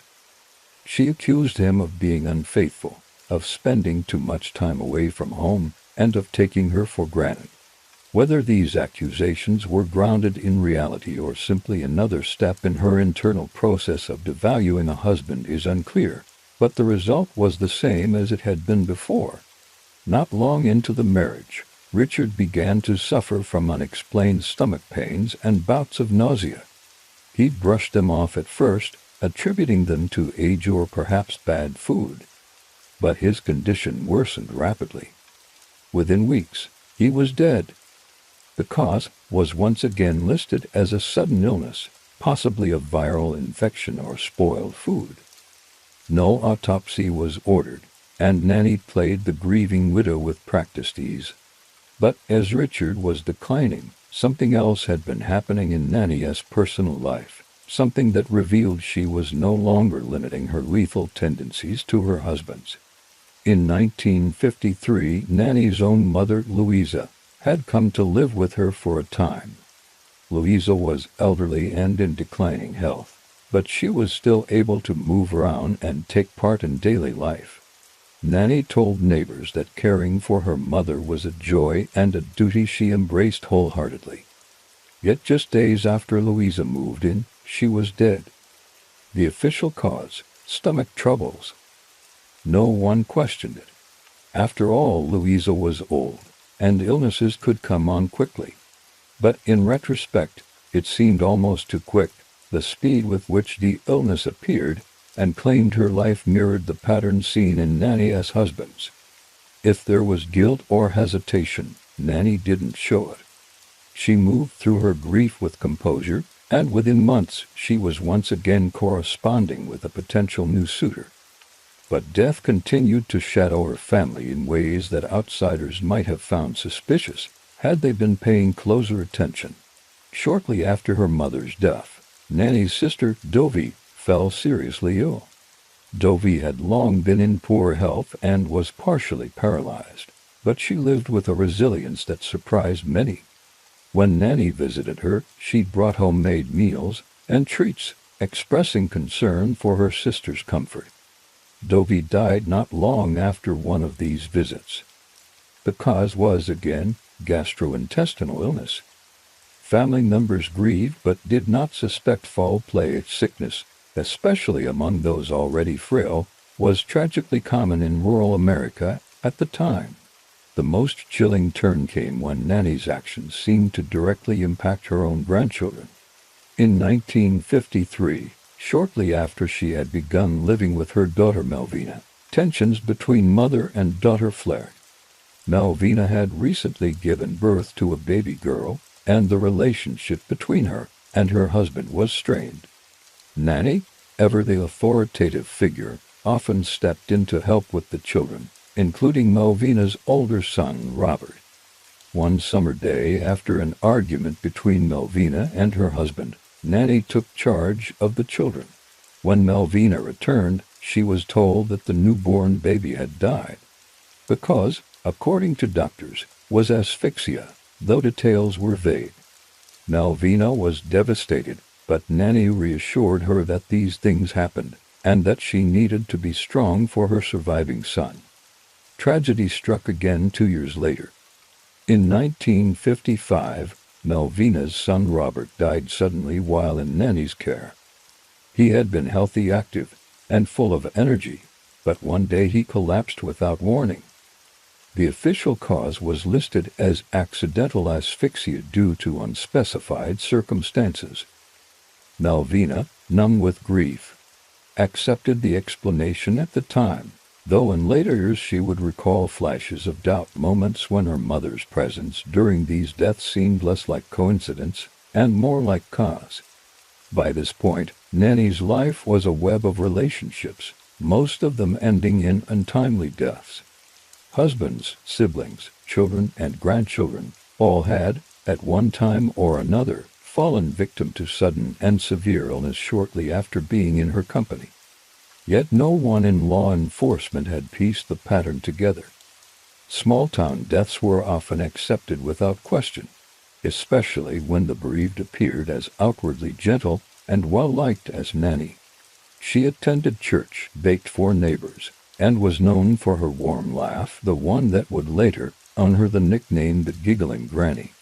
Her next and final husband, Samuel Doss, would unknowingly step into this pattern in 1953. Samuel was a minister from Tulsa, Oklahoma, and unlike her previous husbands, he was neither a heavy drinker nor a philanderer. In fact, he was respectable to the point of being dull, a quality that initially seemed appealing to Nannie. She met him once again through a Lonely Hearts ad, and they married quickly. Samuel was cautious with money and disliked frivolity, preferring evenings spent reading or attending church functions. This austere lifestyle began to grate on Nannie, who enjoyed gossip, light entertainment, and small indulgences. Samuel's health began to decline only months into their marriage. He complained of stomach pains and lethargy, but he brushed off the symptoms as the flu. When he was hospitalized briefly and then sent home, Nannie prepared a special meal for his return, a meal that would be his last. Within hours, he was dead. This time, however, the circumstances raised questions. Samuel's doctor, suspicious of the sudden and severe nature of his illness, ordered an autopsy. The results revealed arsenic in his system, enough to kill several men. For the first time, the polite, smiling widow was no longer beyond suspicion. The investigation into Samuel's death would soon spiral into something much larger, uncovering a trail of bodies and a woman whose cheerful demeanor had masked a staggering capacity for murder. Nannie Doss's decades-long run of unchallenged killings was coming to an end, not because of a dramatic chase or a confession, but because a single doctor had refused to accept the easy explanation. When Samuel Doss's autopsy revealed lethal levels of arsenic, the local police department in Tulsa found themselves faced with an unsettling scenario. It wasn't entirely unheard of for someone to die from poisoning, but the image they had of Samuel's widow didn't fit the usual narrative. Nannie Doss was the sort of woman who baked pies for neighbors and sent handwritten thank-you notes. She was warm, polite, and unthreatening. In the conservative 1950s Midwest, she looked like the very picture of decency, the kind of person you trusted to watch your children or bring a casserole after a funeral. But Drive.Smell, the physician who had insisted on the autopsy, was adamant. The results were conclusive. Samuel had been murdered. And the most obvious suspect was the person who had been alone with him in the hours before his death. Investigators arrived at Nannie's home in early October 1954. They found her in the kitchen, wearing a floral apron, humming to herself as she stirred a pot of stew. When the officers told her they needed to bring her in for questioning about Samuel's death, she didn't protest. In fact, she smiled, nodded, and calmly wiped her hands on the apron before untying it and hanging it neatly on a hook. At the station, detectives expected tears, denial, perhaps outrage. What they got was cheerfulness. Nannie sat across from them, her posture relaxed, her hands folded neatly in her lap. When asked if she knew why she was there, she laughed a light, almost girlish giggle, and said, "I suppose it's about poor Samuel. I do hope you find out what happened to him." The first hours of questioning went nowhere. Nannie deflected politely, spoke in vague generalities, and seemed in no rush to end the conversation. She reminisced about her marriages, her family, and the hardships of rural life. But the detectives, led by Captain Clarence Reed, knew better than to underestimate a suspect simply because she seemed cooperative. When the subject of arsenic came up, Nanny's expression didn't change. "Oh, heavens no," she said, shaking her head. "I wouldn't know the first thing about poison." But the investigation was already expanding. Detectives contacted authorities in the towns where Nannie had lived before, requesting death certificates for her previous husbands and close relatives. What they found was startling: a pattern of sudden illnesses, all with similar symptoms, all striking people in close contact with Nannie. The names piled up: Charlie Briggs, Frank Harrelson, Ari Lanning, Richard Morton, each of them men who had died under her care. And then there were the others: her mother, her sister, her mother-in-law, even her own grandchildren. Armed with this information, the investigators returned to Nannie for another round of questioning. This time, they pressed harder. They asked about her finances, her relationships, and the timing of the illnesses. They pointed out that in several cases, she had benefited financially from the deaths. Still, Nannie smiled. "Oh, I've had such bad luck with men," she said, almost wistfully. "They just seemed to die on me." It was during the third interrogation that cracks began to show. When asked about Samuel's sudden death, one of the detectives, a younger officer named Jim Stark, leaned forward and said quietly, "Mrs. Doss, we know about the arsenic. We know it didn't get there by accident." For the first time, Nannie's giggle faded.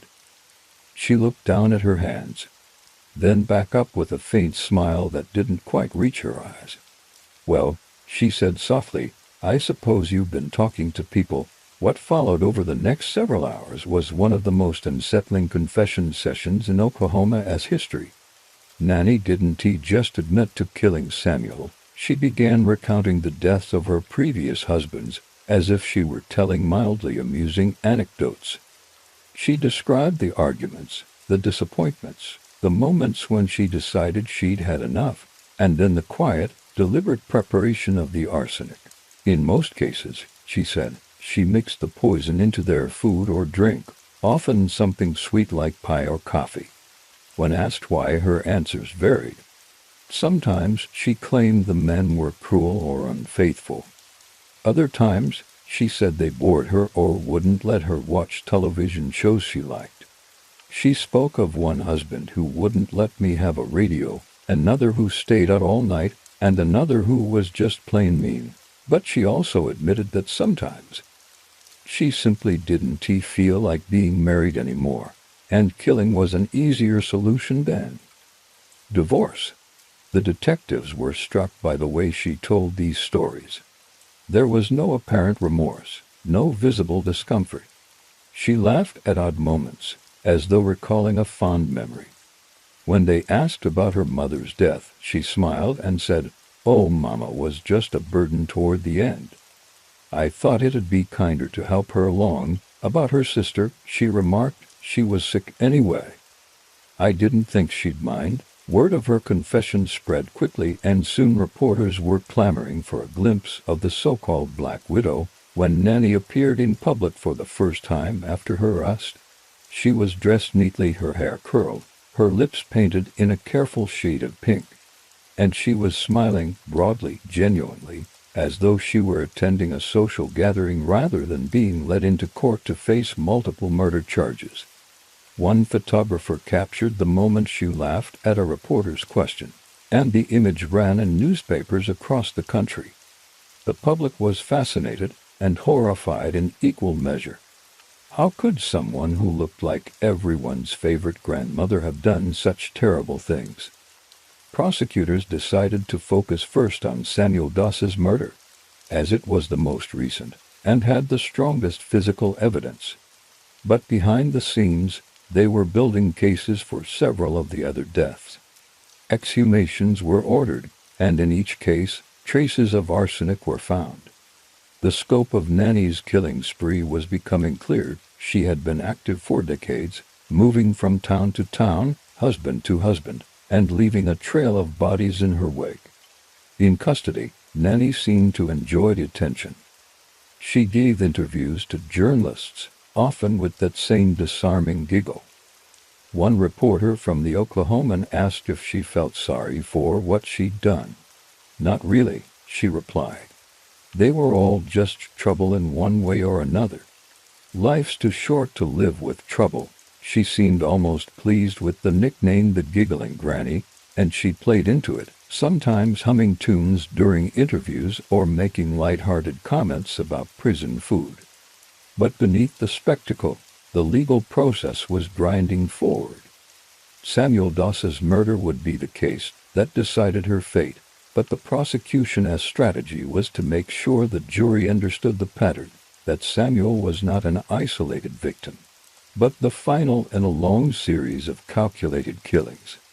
Witnesses were called to testify about her behavior, her sudden financial gains after each death, and her sometimes blunt statements about her husband's shortcomings.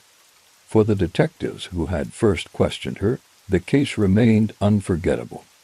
They spoke of the surreal experience of hearing her detail the murders while smiling, of the way she seemed to relish the retelling. It wasn't just the killings themselves that disturbed them. It was the complete absence of empathy. To Nannie, these were not tragedies, they were solutions. And each solution was accompanied by a laugh. The courtroom in Tulsa County was crowded from the very first day of proceedings. Journalists from across the state and beyond had traveled to cover what was being called one of the strangest murder cases in Oklahoma's history. Not because the crime itself was unusual, arsenic poisonings, while sinister, were not rare, but because of the woman sitting calmly at the defense table. Nannie Doss, neatly dressed in a modest floral dress, her hair carefully curled, was not the picture of a calculating serial killer. She looked like someone's kindly aunt, the type to knit scarves for the winter church bazaar. Yet she was facing accusations of murdering her fifth husband, Samuel Doss, and was suspected of killing at least 10 other people, including close family members. From the very beginning, it was clear the prosecution wanted to dismantle that benign image. They had an advantage, Nannie's own words. During her confessions to police, she had spoken openly, even cheerfully, about the killings. Prosecutors played excerpts from those taped interrogations to the jury, allowing them to hear her light, almost flirtatious tone as she admitted to slipping arsenic into coffee pies and stews. The contrast between the words and the manner in which they were spoken created a chilling effect. More than one juror shifted uncomfortably as Nannie's giggle echoed through the hushed courtroom. The defense, on the other hand, seemed at a loss for a cohesive strategy. Nannie's public persona was a double-edged sword. Her grandmotherly charm made it difficult for some to imagine her as a cold-blooded killer. But her cavalier attitude about death was impossible to ignore. Her attorneys hinted at mental instability, suggesting that perhaps she had not fully understood the seriousness of her actions. But this was undermined by the careful, methodical nature of the poisonings, the financial benefits she received after many of the deaths, and her ability to move from victim to victim without raising suspicion for years. When the prosecution began presenting their timeline, the breadth of Nannie's crimes became clear. They started with Samuel's sudden illness in September 1954, detailing how he had been hospitalized for weeks before his death. Samuel's pastor testified about the strange conversation he had with Nannie during that period, how she seemed more annoyed than worried, complaining that Samuel's illness was keeping her from her television programs. A neighbor called seeing her bake Samuel a pie the day before he relapsed, the same day she visited a local store to buy rat poison. Then came the autopsy evidence. The medical examiner described the lethal concentration of arsenic found in Samuel's tissues, explaining that it could not have been accidental. The jury listened intently as the prosecutor connected this to the exhumations of several of Nannie's previous husbands and relatives, all of whom also showed traces of arsenic. The pattern was impossible to ignore. And yet, Nannie remained unfazed. Throughout the trial, she smiled at the jury, waved at reporters, and even offered playful comments during recess. When asked by a journalist if she was nervous about the verdict, she chuckled and said, "Not particularly. We all have to go sometime." That unshakable calm unnerved many who witnessed it. It was as though the gravity of the situation didn't register, or perhaps, as some speculated, she simply didn't care. The turning point came when the prosecution introduced testimony from surviving relatives of her earlier victims. One of her stepchildren, a grown woman now in her 30s, recounted how her father, Arlie Lanning, had fallen ill shortly after marrying Nannie. She described the rapid decline, the sudden funeral, and the strange way Nannie sold the house immediately afterward, pocketing the proceeds. Another witness, the daughter of Richard Morton, told the court about her father's optimism when he remarried, only to be struck down by a mysterious illness within months. In both cases, Nannie had been the last person to prepare their meals. The jurors also heard about the deaths of her own blood relatives, her mother, her sister, her grandson, each explained away at the time as illness or accident, but each now revealed to be suspicious in light of the arsenic findings. By the time the prosecution rested its case, the list of victims had become overwhelming. Nannie's defense team called only a handful of witnesses, most of them character references, who spoke of her kindness in the past.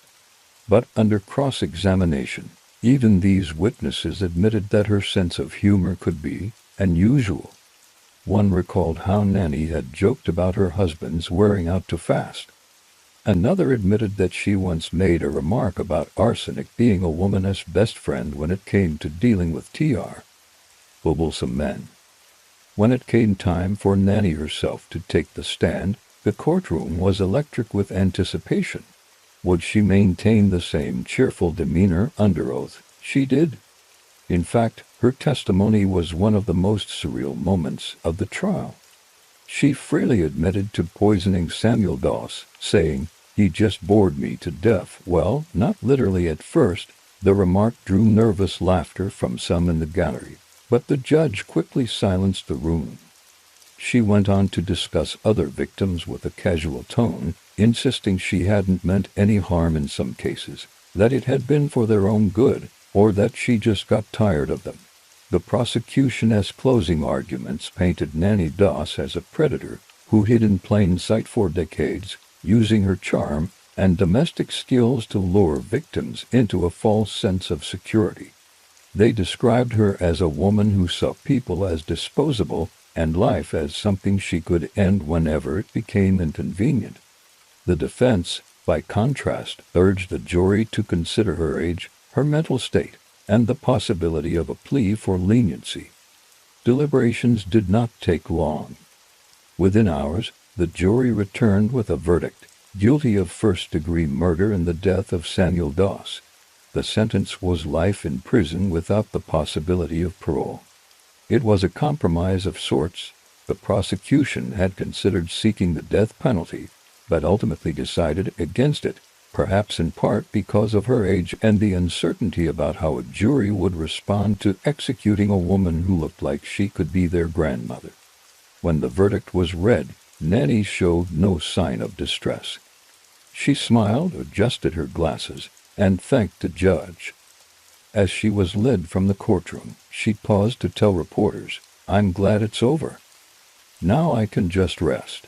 The remark would be quoted in newspapers nationwide, cementing her image as the giggling granny who never lost her composure, no matter the circumstances. In prison, Nannie became something of a curiosity. Other inmates found her friendly and talkative, often sharing jokes and recipes. Guards reported that she spent much of her time crocheting or reading romance magazines, the same sort she had pored over when searching for her next husband decades earlier. But beneath that calm exterior, she remained as enigmatic as ever. Some believed she was genuinely detached from the reality of her actions. Others thought she simply enjoyed the attention her case had brought her. Nannie Doss died in prison in 1965, officially from leukemia. She was 70 years old. Even in her final weeks, nurses reported that she laughed and chatted, as though she were passing the time at a family gathering. There were no signs of remorse, no last-minute confessions beyond what she had already admitted. For many, that was perhaps the most chilling part of her story, the idea that someone could end so many lives and carry on as though nothing had happened, smiling to the very end. Her case remains a haunting example of how appearances can deceive. Beneath the facade of a warm, loving grandmother was a woman capable of extraordinary cruelty, a killer who wielded arsenic as casually as some might wield a kitchen spoon. And yet, she never once saw herself as monstrous. In her mind, she was simply a woman who refused to be unhappy, no matter the cost to those around her.